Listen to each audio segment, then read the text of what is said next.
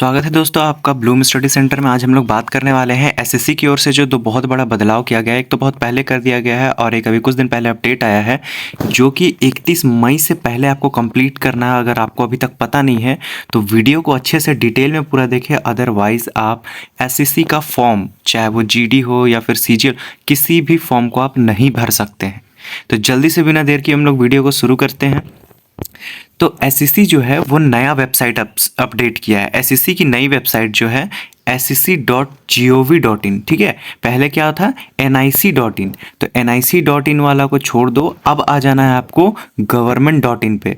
17/2/2024 से लाइव है, मतलब 17 तारीख दूसरा महीना 2024 से शुरू कर दिया गया है कि आप किस में रजिस्टर करेंगे। आपको रजिस्टर करना होगा एसएससी government.in पे। अगर आपने पहले वाले पे किया है nic.in पे तो वो अब मान्य नहीं होगा और सारे आवेदन अब government.in पे ही होंगे। उम्मीदवारों को कई नई वेबसाइट पर नया वन टाइम रजिस्ट्रेशन करना अनिवार्य है, उनको रजिस्ट्रेशन करना होगा।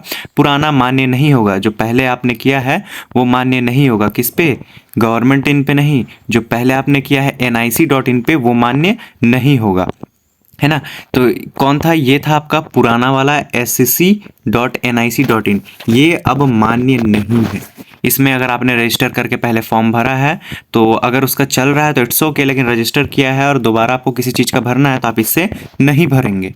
आपको किससे भरना है? आपको न्यू वेबसाइट जो आया है ssc.government.in, इससे भरना है। इसका इंटरफेस कैसा दिखाई देगा तो आपको मैं दिखा दूं। कुछ इस तरह से आपको इंटरफेस दिखाई देगा ssc.government.in का, जैसे आप उस पर लॉग इन करेंगे। NIC कैंसिल हो गया है, किस पे जाना है? government.in पे।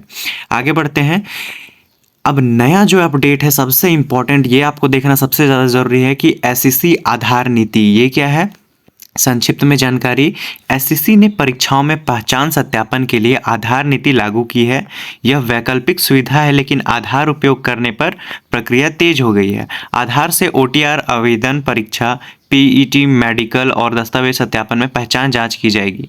सीधी सी बात है कि पहले क्या होता था, जो आपका एसएससी में आप लॉगिन करते थे तो वहाँ आधार कंपलसरी नहीं होता था।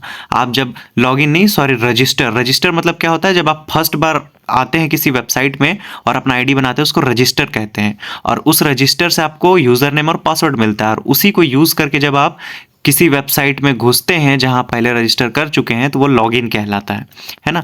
तो बोला जा रहा है जब आप पहले रजिस्टर करते थे तो आपको आधार का ज़रूरत नहीं पड़ता था, लेकिन अब जो है आधार कंपलसरी कर दिया गया है।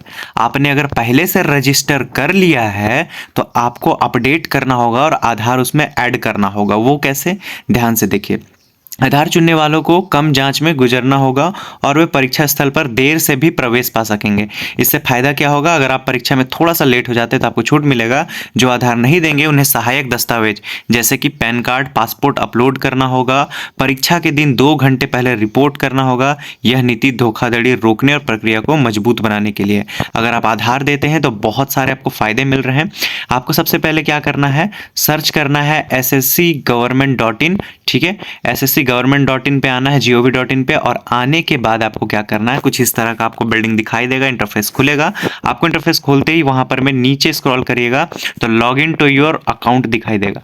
लॉग इन मतलब क्या हो गया? पहले से रजिस्टर कर चुके हैं इस वेबसाइट पे तो आपको क्या करना है? अपना यूजर नेम डालना है, पासवर्ड डालना है और यहाँ एक कैप्चा आता है, कुछ भी नंबर लिखा रहता है, उसको नीचे बॉक्स में भरना है और बॉक्स में भरने के बाद सबमिट कर देना। आपका आईडी खुल जाएगा और आपका डिटेल दिखाई देगा। लेकिन अगर आप पहली बार हैं तो नीचे में आपको ऑप्शन शो होगा रजिस्टर, तो रजिस्टर करना है।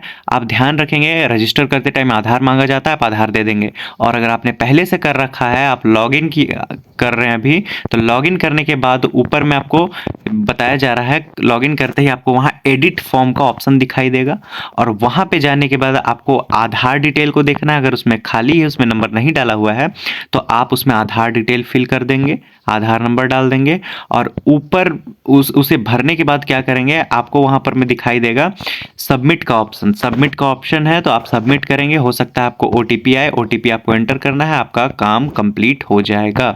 बस इसमें 2 इंपॉर्टेंट नोटिस थे। क्या क्या? कि आप अगर अभी तक अपडेटेड नहीं है, आप पुराने वेबसाइट में भरने का सोच रहे हैं, पहले रजिस्टर किए हैं, तो ये भूल जाइए। अब जितने भी वैकेंसीज होंगे वो किस पे भरे जाएंगे? सॉरी, ये government.in पे भरे जाएंगे। किस पे नहीं भरे जा सकते हैं? NIC पे अब नहीं भरे जा सकते। आपको किस पे भरना है? government.in पे भरना है। ठीक है, तो चलिए आगे बढ़ते हैं। दूसरा अपडेट ये था कि आपको क्या करना है, लॉगिन करना है। लॉगिन करने के बाद अपना आधार नंबर फिल करना है। जिसका है पहले से उसका सही है, लेकिन जिसका नहीं है उसको करना ज़रूरी है। और इसका लास्ट डेट हम आपको पहले ही बता चुके हैं, 31 मई है। अगर आपने नहीं किया तो फिर आप कभी एसएससी का फॉर्म भर नहीं पाएंगे। तो थैंक्स फॉर वॉचिंग। अगर आपको वीडियो जानकारी पसंद आई हो, इन्फॉर्मेटिव लगी हो, तो जल्दी से सब्सक्राइब करें, ताकि एसएससी हो या फिर किसी भी गवर्नमेंट एग्जाम से रिलेटेड नोटिस हो, आपको मैं तुरंत पहुंचा सकूं। Thank you.